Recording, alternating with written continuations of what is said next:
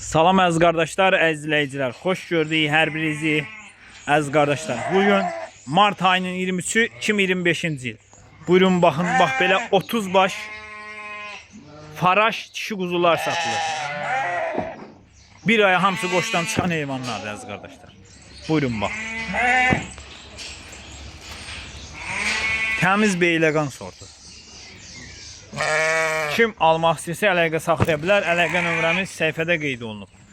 Ünvan Beyləqan rayonu.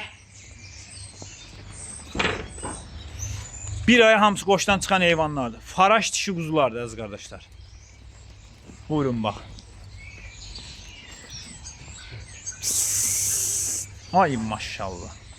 Özü süper heyvanlar. Süper.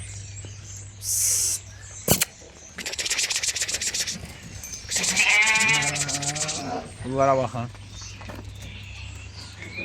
30 baş heyvanlı bu belə çom satılır. Kim almaq istəyirsə bu üçün əlaqə saxlasın. Əlaqə nömrəmiz səhifədə qeyd olunub. İçində 2 dənə də qara göz var. Ağ qara göz. Görsünüz də heyvanlar. Heyvanlar göz qabağındadır da. Hələ heç birisi qoşdan çıxmayıb. Bir ay hamısı qoşdan çıxan heyvanlar.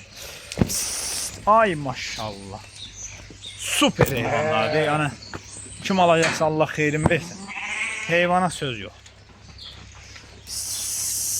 Göster. Ay maşallah. Kim almaq istəyirsə zəng eləsin.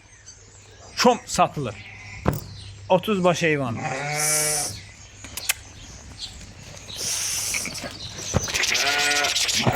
Ay maşallah.